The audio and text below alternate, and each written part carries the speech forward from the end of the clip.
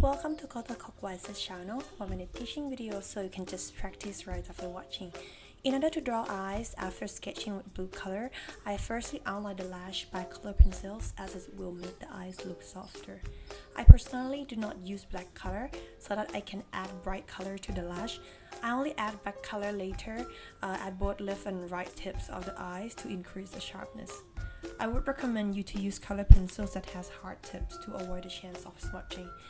We then add the lightest color in the pupils and the darkest color under the lash as shown in the video.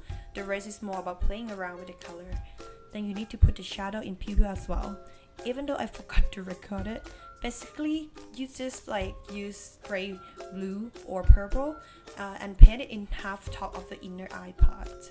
And then the last bit is to highlight with white gel pen. The trick that I always use is to smush the gel to create a soft highlight effect, and you can see on the video. That's it for today, and leave a comment if you have any questions, and consider subscribing for more short and concise tips. More of my work can be seen mainly on Instagram, Facebook, and other social media platforms. Thank you so much for watching, and I will catch you next time. Bye!